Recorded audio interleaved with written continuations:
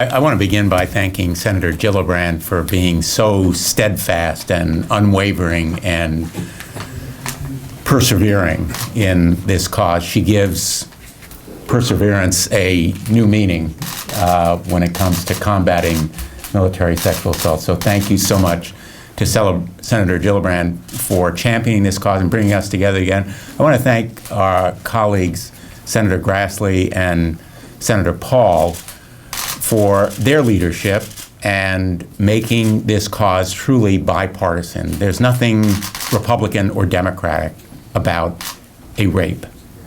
There's nothing partisan, one way or the other, about sexual assault. And there's nothing military about it either. It pervades the civilian world as much as the military, and the system for prosecuting it in the civilian world still has flaws that need to be corrected. In fact, just yesterday, we voted on a bill, and I was very proud to help lead it with Senators Leahy and Shaheen, to provide more rights to survivors of sexual assault in the civilian world. And just to be clear, the proposal we're making does not take away from the military its ability to prosecute and punish sexual assault.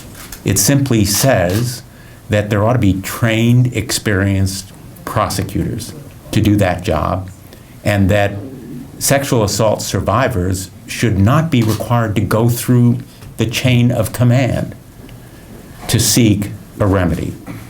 And that's the lesson of Samantha Jackson's experience. If you recall, her first experience in trying to report the sexual assault was through the chain of command, and she was discouraged by the chain of command from proceeding forward. So there's a system here that has proved flawed, and even as we waited for the evidence, it has shown that the reforms and changes made so far simply have not been sufficient. That's why we're here today, to say, with the 100,000 people who are petitioning the executive branch, that Congress must and will act to make this system fairer and more responsible and more just.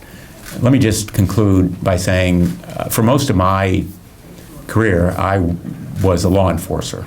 I was the United States Attorney for Connecticut for 4.5 years, and then Attorney General of my state, Connecticut, for 20 years. Prosecuting is not something that's taught in law school. It can't be taught in a 4-month course. It's the product of experience. It requires training. It's a profession.